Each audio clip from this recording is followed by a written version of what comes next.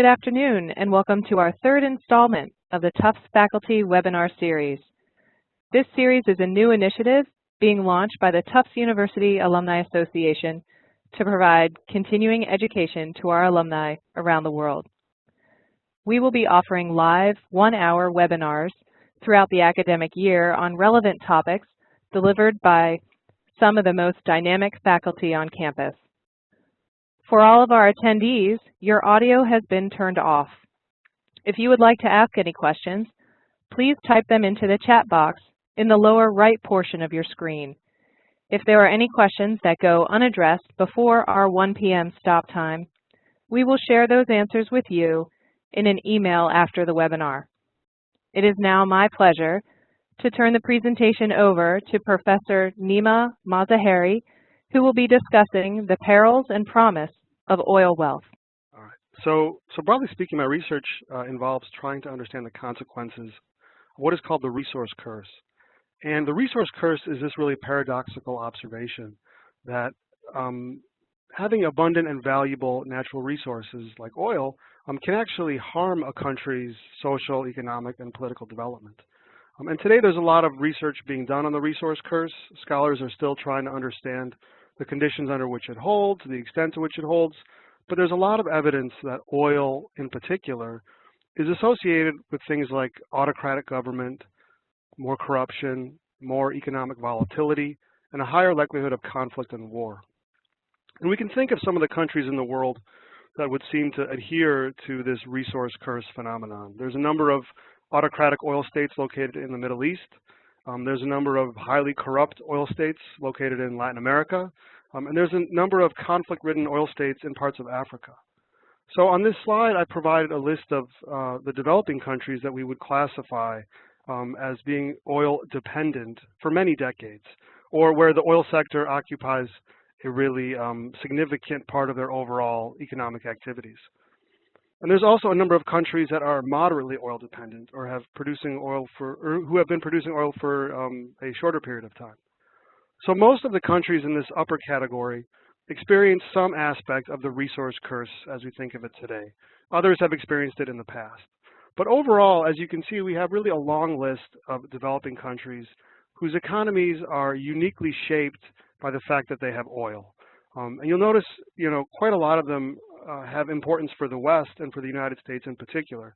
Some of them are countries with which the U.S. has a really strategic relationship, like Saudi Arabia. Others are where the U.S. has been involved in conflict, like in Iraq. Some are places that provide a lot of oil imports to the U.S., like Mexico and Venezuela. Some of the countries are geopolitically really important in the world, like Russia. And so, given this really large list of oil-dependent countries in the world, understanding what happens to these countries and how each of them deal with this challenge of the resource curse is something that I think is important. It's obviously important for the millions of people who live, hundreds and millions of people who live in these countries and are deeply affected by things like autocracy and corruption and uneven economic growth, conflict. But it's also important for people who don't reside in these countries, but who are consumers of the oil that these countries produce. So what I'd like to do today is talk about some of the research I've done on one of the most important problems associated with these resource-cursed countries, which is the issue of economic volatility and the difficulties these countries historically have faced in diversifying their economies away from oil. And then I'll talk about why this particular aspect of the resource curse has been so harmful for these countries, how a few of them have managed to avoid it, and then I'll talk about some of the things that consumers in the West might do as a way of encouraging these countries to combat the resource curse. So in my book, I start by arguing that, if there's these negative outcomes that are associated with being too dependent on your oil, then how do we make these countries not so dependent on their oil? How do we get them to diversify their economies and consistently expand their non-oil sectors like manufacturing and agriculture and services? And scholars argue that expanding the non-oil sector is something that's really important for these countries because it's a fundamental way that they can decrease their vulnerability to economic shocks when the price of oil goes up and down. It's a way that They can provide more opportunities for local employment so people can get jobs in other sectors. It's a way the government can collect more taxes. It's a way that these countries can do the things that we think successful countries in the world are supposed to be doing. And so if expanding non-oil sectors is something that's really critical for oil-dependent countries, let's start by asking, to what extent have they struggled to do this? To what extent is this really a problem for them? And to what extent has it been a problem over time? And so to answer this question, how can we get at the size of a country's non-oil economy? I create a measure of non-oil income, which has been used by scholars at other places like the IMF and the World Bank. So basically, I take a country's GDP, their total economic output, and I subtract the value of oil production. And then I divide it by the total population to make it a per capita measure. So what this measure is doing is, if a country produces a lot of oil, like Saudi Arabia, then obviously the value of oil produced is going to be really high. So what you'll end up with is a measure of everything in Saudi Arabia's economy that's not related to oil. And calculating this value is really helpful because it helps to answer the question of, well, how has a country like Saudi Arabia done over time in terms of diversifying its economy away from oil? Do we see this number go up, as we would hope? They have more non-oil activities, or do we see it go down, which means that oil is occupying a larger space in their economic output? Now, if we have a country who doesn't produce hardly any oil, a country like Panama or Tanzania, then obviously the value of oil produced is going to be zero. And so this final value is going to be equal to their GDP per capita, which makes sense because all of the economic activities in this country doesn't have anything to do with oil.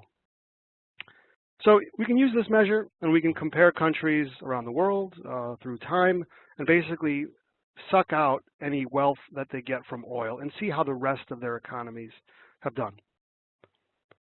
So let's start by comparing the oil-dependent countries that I showed you earlier with the rest of the world, countries in the world who just have a little bit of oil or who don't have any oil at all. And if we start in the early 60s and we go until the eve of the first global oil boom 13 years later, we see that the average non-oil income in the line that's the top line, the average non-oil income for oil-dependent countries is increasing. So it seems like these classic oil states like Saudi Arabia and Iran and Venezuela are doing a pretty good job of expanding their non-oil incomes, investing in areas like manufacturing and services and agriculture. And if we were looking at the world at this point and trying to make a guess of what would happen next, we might be optimistic and think that this trajectory would continue, that they would continue to invest in these non-oil sectors. If we also knew that the global oil boom was about to happen, when the price of oil skyrockets and consumers are waiting in gas lines in the West, we might think that this would continue because these countries are going to get this massive windfall of revenues during the oil boom. One scholar called it the greatest transfer of wealth ever to occur without war. What do we in fact see? Well, by the end of the oil boom, once we get to the 80s, on average, these oil-dependent countries end up with a non-oil income that is actually below where they started about 2.5 decades earlier. Meanwhile, the rest of the world that doesn't have any oil is just, as you can see, just kind of chugging along and increasing their own, expanding their incomes in these non-oil sectors. Now, we might expect things to even out during the oil bust. So after this, you have this period of about 2 decades when oil prices are really low. We might, again, be optimistic about these countries and think and hope that they saved a lot of money during the oil boom, and now they can take this and they can invest it in manufacturing and services. And they don't. As you can see from here, the line just kind of stagnates. So either they didn't think to invest in these non-oil areas, or they tried to do so and they did a really bad job of it. But overall, if we look at the last half century, the world's oil-dependent countries experience about a 23% decline on average in their non-oil income, whereas the rest of the developing world that doesn't have oil, or just a little bit of it, obviously sees this incredible increase in their non-oil activities. So this decline in the non-oil income for these oil-dependent countries is really remarkable for two reasons. It's remarkable first because we know that in the 60s they actually had a big advantage over these oil-poor countries, right? Second of all, and so the question from there is, what happened to this advantage? Second of all, these oil-dependent countries, unlike the oil-poor countries, actually got a massive transfer of wealth during the oil boom and even afterwards. And where did this money go? Did they not think about investing it in non-oil sectors? Did they try to do it, and did they fail at it? It leads us to this really famous quote by Paul Collier. The failure to harness natural capital is the single most important missed opportunity in economic development. And achieving a better understanding of this missed opportunity is really what motivates my first book and also most of my research. We think that some of this missed opportunity is explained by these governments' mismanagement of oil revenues. We think that some of it's also explained by this phenomenon whereby if you export a lot of oil, you'll tend to see an appreciation of your currency, and that'll really decrease the competitiveness of firms in areas like manufacturing. We also think it's probably due to inefficient state-owned firms that were opened in these years. But as I argue in the book, it's also probably due to something happening with policymaking towards privately owned firms and policymaking towards individuals like entrepreneurs and investors, people who are seeking to open up firms in these oil-dependent countries, which is something that we don't really know anything about. And so my book asks this question. What is the nature of government policymaking and effectively the business environment that firms and investors and entrepreneurs face in oil-producing countries? And I argue that if we find out that entrepreneurs and firm owners face this really restrictive business environment where it's really hard to open a business, it's hard to get loans, it's hard to stay open for an extended period of time, then maybe some of this can help explain that stagnation we saw in non-oil incomes over time. Help to explain the roots of this missed opportunity, how these countries weren't able to really capitalize on all this oil wealth. They had really bad policies in place at the time.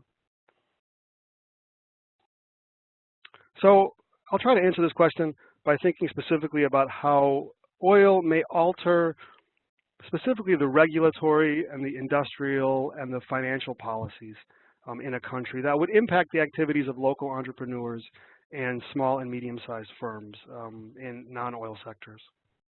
So I outline a theory in the book, and it basically holds that an oil windfall is going to have really two effects on governments that would reduce their likelihood of adopting the kinds of policy reforms that make it easy for entrepreneurs to enter the market and for small-sized firms to flourish over time. And the first pathway argues that an oil windfall is going to lead to lots and lots of rent seeking. And rent seeking is this term that's used to describe when business elites effectively petition the government for preferential treatment in a way that allows them to increase their profits and gain monopoly power and restrict competition with other actors. And we might think of it as kind of informal lobbying, right? Rent seeking. And this rampant rent seeking is so well documented in oil states.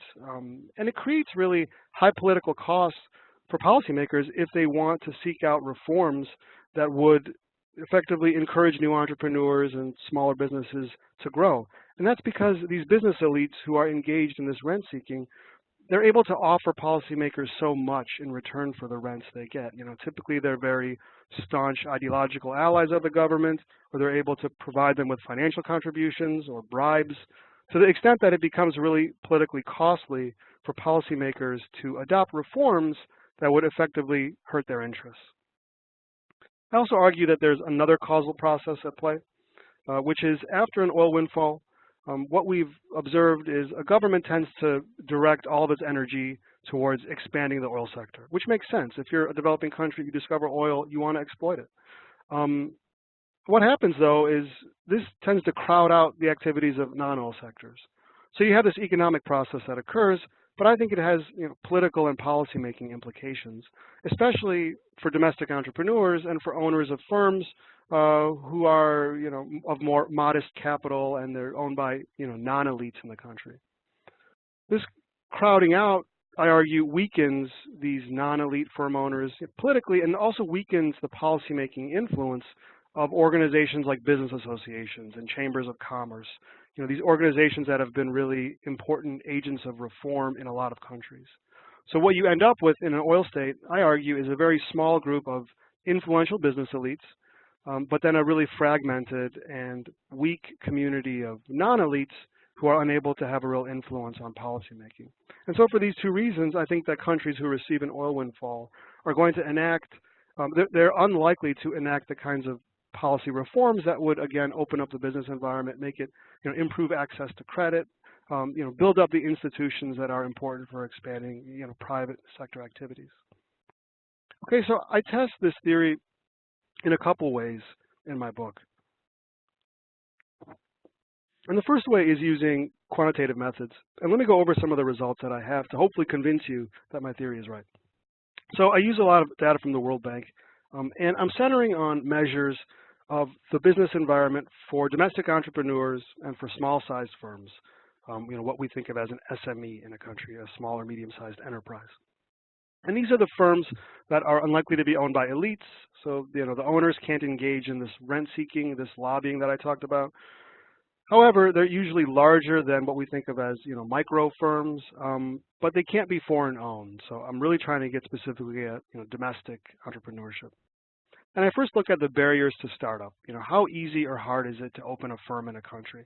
And around the world, this has incredible variation. In some countries, like in the West, it takes one or two procedures, just a couple days, and you legally open a firm.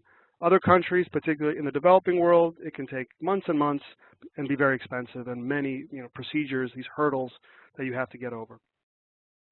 So I create a startup regulation index that multiplies the number of procedures that are legally required to open a firm by the length of time that it takes to complete the procedure. And I divide up my world into, as you can see from this slide, into the oil producers, into the developing countries who are oil producers, the developing countries who don't produce oil, and then to the OECD world, just as a kind of a comparison. And you can see here already that at least on average, these oil-dependent countries seem to have higher barriers to startup. It takes, on average, more procedures and a longer time delay to open up a firm legally in these countries.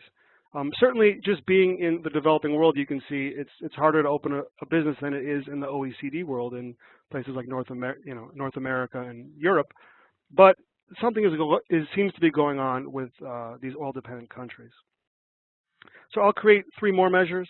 I'll create one measure of for permits regulation, which multiplies the number of procedures and time delay with a business obtaining all of the necessary approvals to build a warehouse. I also create some other measures of contracts regulation and tax regulation. And here's a table that summarizes the findings. And so just kind of focus on maybe the percentages to the right of the table. So I've expressed the mean of all oil producers, and I've expressed also the mean of the non-producers, the countries that don't have oil.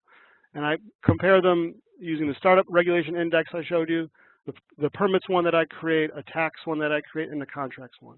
And if you just look at the percentages, you can see that it's always higher in these oil-dependent countries. It's 60% higher for startup regulation, 24% higher for permits, 16% higher for contracts, 45% higher for tax regulation.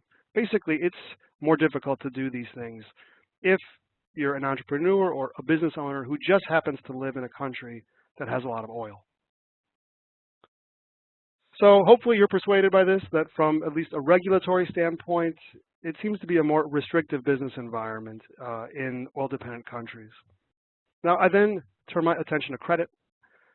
Credit is, something that's critical to all economies. Without access to credit, the vast majority of entrepreneurs aren't able to open a business, and existing owners face restrictions in their operations. In a lot of countries, the government plays a really important role in credit lending through state-owned banks. But in all countries, the government plays a critical role by establishing the institutions, the legal institutions that would govern the credit lending process.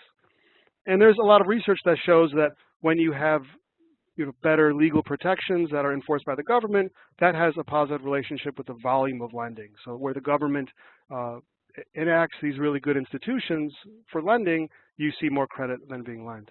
We also know that the developing world is a place that's often talked about as having a credit crisis, and that's in part what led to the boom in microfinance that we've seen for the last few decades. We also know finally that if you have very weak credit institutions, that makes the existing credit markets more volatile, especially in countries that experience economic shocks. Oil producers are these countries that are sort of uniquely vulnerable to economic shocks. So one of the measures I use for exploring the differences in credit is a measure here, which is an estimate of the value of financial resources provided to private firms through loans, through purchases of non-equity securities, through trade credits, and so on. Now, if we look, I have divided up the world into three categories here. I have these long-term oil-dependent countries, and then I take out the Gulf Arab oil states, which I'll talk about a little more in the presentation. And then I have specifically the Gulf Arab oil producers, and then I have the rest of the world. And we don't really see much of a difference in credit lending patterns. This is as a percentage of GDP until we get to the 1990s. And we might be surprised by that already.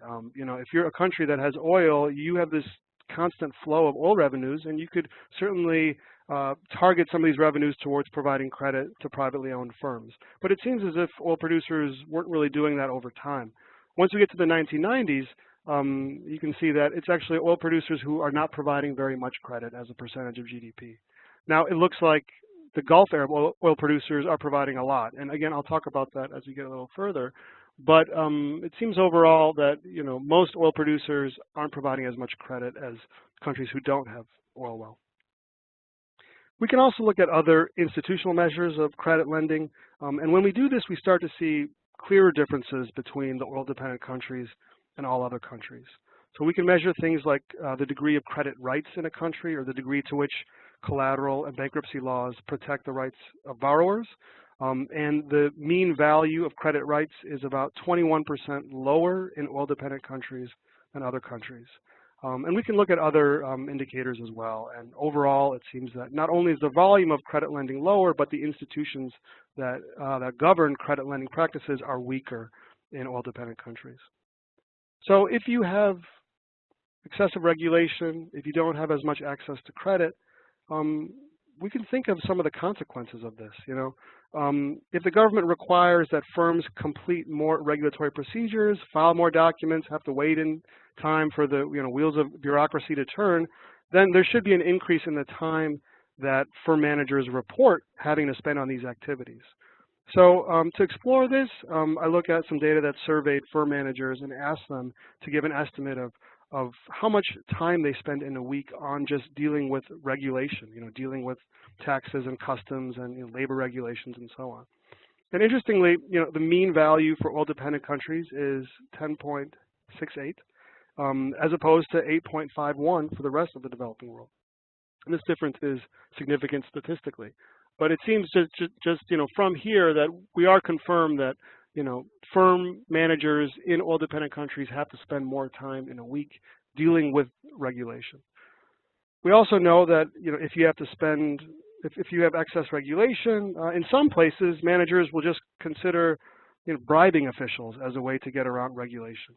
And so to explore this further, we have other data that looks at firms and asks them if they're routinely expected to make informal payments, aka bribes, to public officials to get things done with regard to regulation. And so here you really see there is a big difference between oil-dependent countries and all others. 42% of them say that they're expected to provide bribes. 34% of firm managers in the oil-poor countries say that they have to do so. And even though bribery can seem like a practical solution for firms that are really overburdened by regulation, there's a lot of studies that show that bribery imposes really serious long-term costs on firms, even if it may solve kind of short-term problems. All right, so if we take this logic one step farther, you have high regulatory barriers, you have this expectation of bribery, a lack of credit. This should have a negative effect on entrepreneurship rates in this country. Entrepreneurship rates are kind of hard to measure, though. We don't have a lot of good data on this. But I used some recent data on newly registered limited liability firms, and I confirmed that this is precisely the case. So here again, when you compare the oil-dependent countries to all other countries, that the entrepreneurship rates, the new firm entry rate is lower in the oil-dependent countries compared to the oil-poor countries. Building on this, if we have lower rates of entrepreneurship, if we have a more restrictive business environment, we should see less innovation in these countries over time, which can be even harder to measure, cross-nationally. But I explore here patents per capita, and I compare innovation rates in the oil-dependent countries with the rest of the world, and you can see here that the innovation rates in the rest of the world is about twice as high as it is in the oil-dependent countries. Okay, so hopefully you're convinced by all this that oil is strongly associated with a wide range of government-imposed barriers on the activities of entrepreneurs and smaller-sized firm owners. And we know that these policies can have a really big impact on these countries over the long term. There's a large body of research that links a country's business environment to a number of social and political and economic outcomes that we care about, from things like unemployment rates to the development of high technology sectors to creating openings for democracy to emerge. We know that a lack of entrepreneurial opportunities and high barriers to entry will disproportionately affect women who are entrepreneurs. And across the globe, female entrepreneurs are more likely than male entrepreneurs to open informal firms rather than formal ones. The problem with informal firms is that they tend to have lower productivity, they tend to have lower income earning potential, and they tend to have few, if any, legal protections. So we have a lot of reasons to believe then that female entrepreneurs in oil-dependent countries are going to face major challenges, not only due to widespread biases against women in business, but also due to oil's effect on all of these regulatory barriers I've talked about. So we don't really have any reason to be optimistic about the situation of female entrepreneurs in these countries that are oil-dependent, and a lot of case study evidence also shows that this is true. We could also argue that a business environment that encourages firm owners to continually engage in bribery is going to bleed into other government society interactions and foster a culture of corruption. And this continues to be a big problem for countries who are dependent on oil. In a very direct sense, we know that bribery exacts a financial cost on firms, but it can also create this culture of corruption, which can have a really broader impact on political and economic development. A lot of research shows that more bribery and corruption erodes trust in the government, and high corruption and low trust in political institution tends to coexist in a vicious cycle that is really tough to break out of. So beyond these implications, I think we can envision an effect on a country's politics. Having a business environment that challenges entrepreneurs and small business owners can have overarching repercussions for political stability and the likelihood of democratization. And that's because a large body of research ties the growth of the middle class to democracy, and entrepreneurs and small business owners tend to be a very important part of the middle class. We know this was important in the history of Europe, where strategic alliances between small business owners, capitalists, and workers were really important for paving the way for democracy. It was even important in places today in the Middle East during the Arab Spring, where we saw small business owners involved in some of the uprisings there. Some would kind of also make the argument that it's sort of hard to see how repressing entrepreneurs and making it more difficult for business owners to conduct their activities would make the situation any better, really.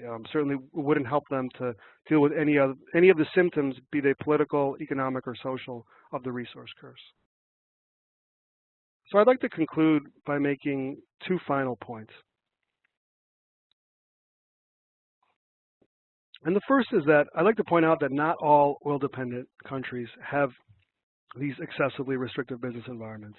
There's a small group of mostly Gulf Arab oil states who display tentative signs over the last 2 decades of adopting the kinds of reforms that most of their oil-dependent colleagues have not adopted. So, why have these countries been able to avoid this aspect of the resource curse? And I talk about this in more detail in a chapter of my book. It's still kind of a puzzle that's ongoing, but one thing that these countries have in common is they all have a stable monarchical form of government that really emphasizes family-owned firms in the economy and preserves the economic power of family-owned firms. And when you have a stable government that's working really hard to protect the business interests of powerful family businesses, then I argue that a lot of the uncertainty about reforms is reduced. And we can see this most vividly in places like Saudi Arabia, where the monarchy has provided this really credible commitment to protecting the rents and the interests of very powerful business families. And so as a consequence, reforms of the business environment are unlikely to hurt their interests. And if anything, this means that these powerful family-owned firms are the ones who can really capitalize on any opportunities that emerge from the reforms. But more research into these exceptions needs to be done for sure. The second point that I'd like to conclude with is what can be done? How can we in the West help some of these countries overcome or combat various aspects of the resource curse? Obviously, one way is to encourage these countries to diversify their economies, and that can obviously be done by reducing the West's own dependence on these countries' oil exports. That's one possibility. The explosion in U.S. production of oil may help to achieve this, but this can impose many costs on our own domestic sources of oil, and also really dodges the bigger threat that we face by increased consumption of fossil fuels. Another strategy that I'd like to talk about is to encourage organizations, the U.S. and also international financial institutions like the IMF and the World Bank, to really focus on funding that motivates oil-dependent countries to pursue diversification, to address corruption, and to improve their governance. And this is not to argue that foreign aid should be contingent on these countries making these reforms, but to really prioritize foreign aid for the oil-dependent countries that show a willingness to take these steps to address oil dependence and corruption and improve governance. This could also lead to things like smaller scale aid that's focusing more on things like micro lending, which has the benefit in that it typically goes through entrepreneurs and private investors and not the government. And for the countries who are unwilling to take these steps, foreign aid can be targeted only for projects that seek to specifically diversify the economy and expand the non-oil sector, or also towards NGOs and other social groups that are working to expose corruption and pursue other improvements in governance in the country. So, I'm going to conclude with stating that the resource curse, addressing the resource curse is a huge task, and the role that the West can play is more restricted, given what these countries can do themselves.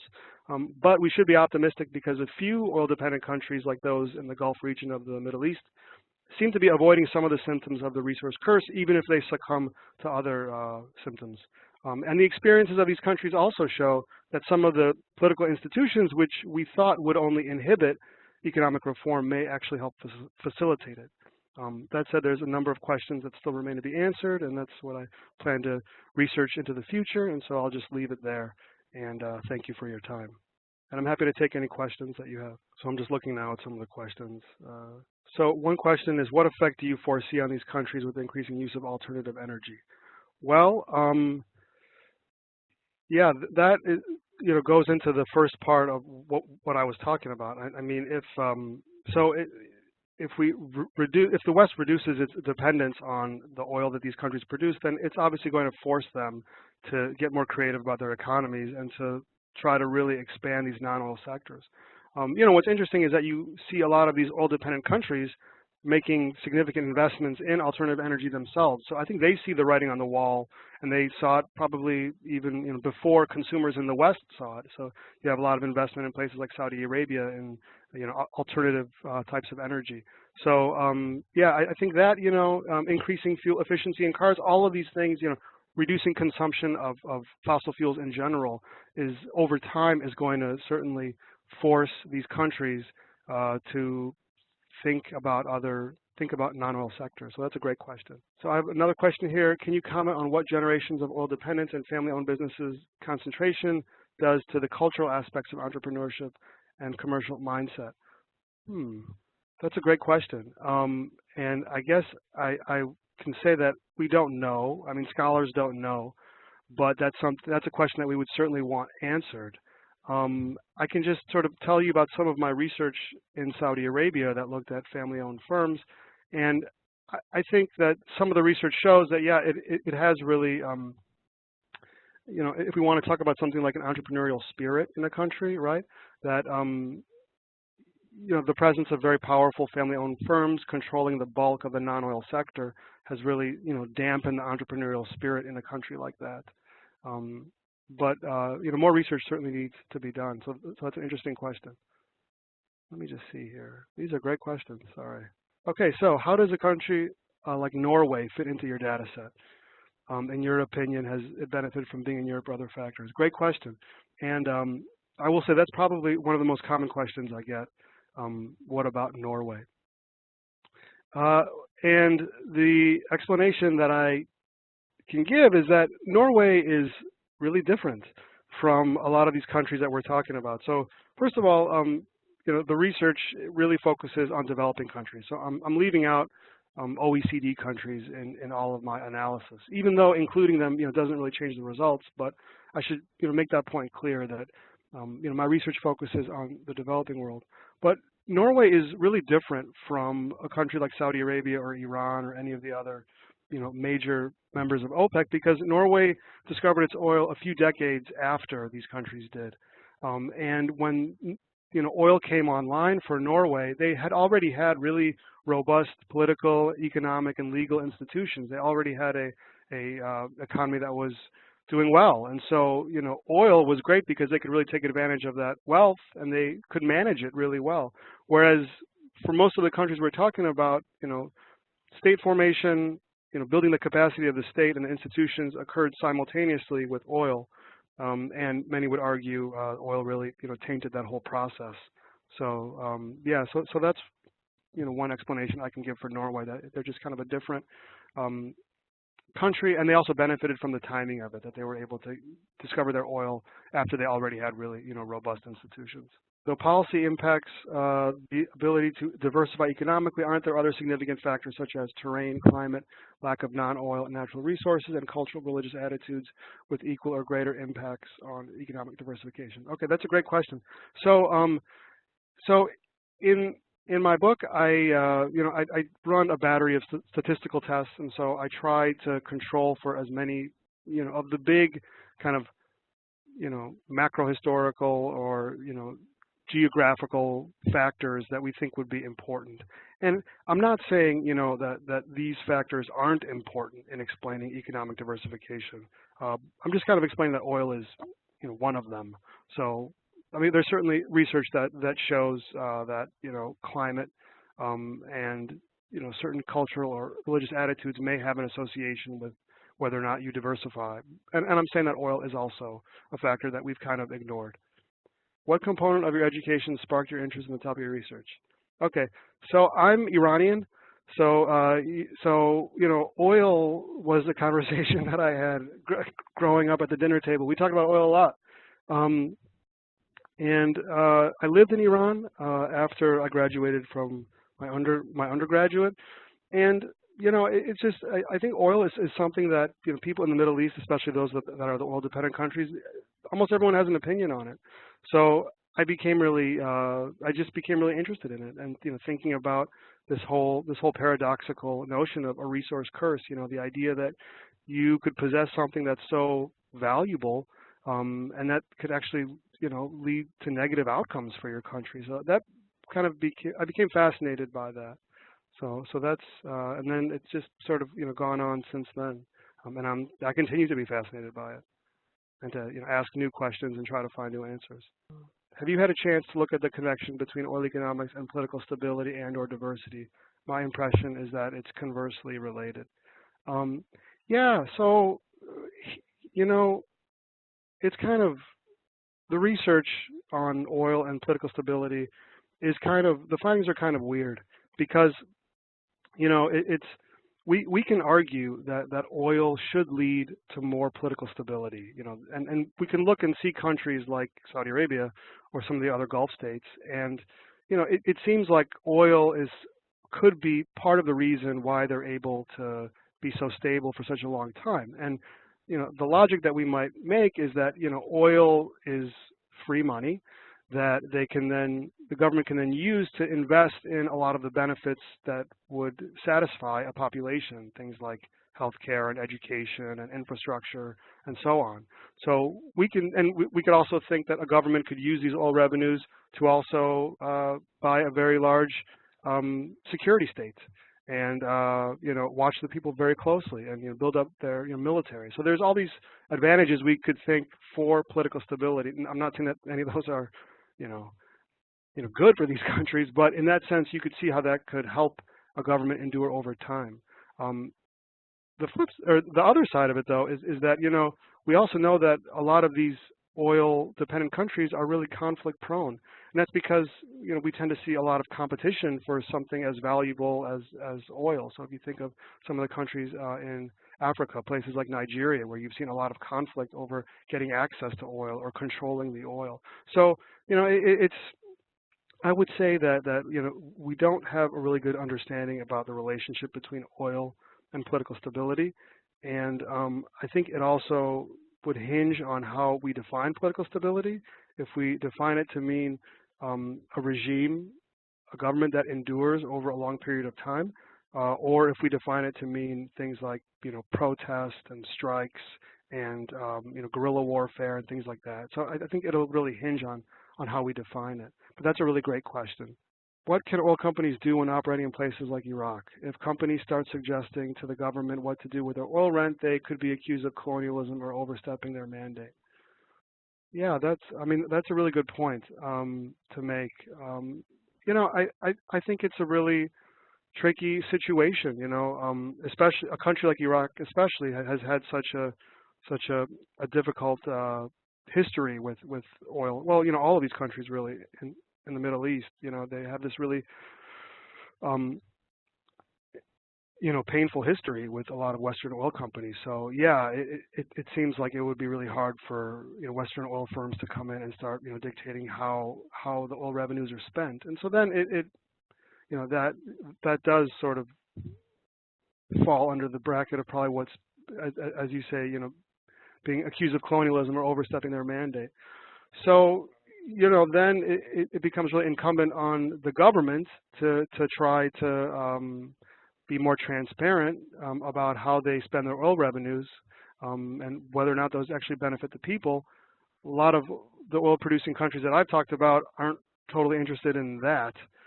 So then it becomes the role of the public, right? The role of the media, the role of NGOs and other, watchdog groups to try to make sure that, these governments are taking the revenues they get from oil and spending them in a way that actually benefits the population. That's what I think your question is asking. Do you make a distinction between corruption in the narrow sense, i.e. opportunistic, versus corruption in the systematic sense, i.e. when the state is actually a kleptocratic system instead of delivering public goods? Well, I guess I would say that, yeah, I mean, corruption, what do I mean by corruption? My book doesn't really tackle the kleptocratic kind of corruption that you're talking about. It talks about two types of corruption. It talks about just common bribery from firm owners, right? Bribing officials to look the other way with regards to regulations or taxes or whatever. The other kind of thing that we can call corruption certainly is rent seeking, right? So that is, as I explained, this process whereby business elites petition the government individually for these benefits. That's certainly one type of corruption. So those are the two kinds that I'm really focusing on the book. So I guess maybe it's both of what you're defining. My question would be how the properties of oil, especially the amount of upstream and downstream concentration of labor, influence outcomes compared with coal before and after resources in the future. Then you're referencing Carbon Democracy by Tim Mitchell, which is a really spectacular book. I think you're asking if there are differences observed between oil and coal. There's a lot of, like, do we see a coal curse along with an oil curse? It firstly depends on what aspect of the resource curse we're talking about, right? Because it seems to encompass social, economic, and political conflict, all the above. I would argue, at least in the research that I've done, and in what I'm talking about in my book, this whole quest for diversification and the policies to help diversify the economy, I show that no, there is no difference. So one of the chapters is actually on India. India is one of the biggest coal producers in the world, and the interesting thing about India is that the coal there, as in many countries, is really geographically concentrated. So I compare one of the biggest coal producing state with another state that's next door that doesn't have coal, and I try to look at their policies for the business environment. And I did some interviews over there with people in the business community. You see the same kinds of rent seeking.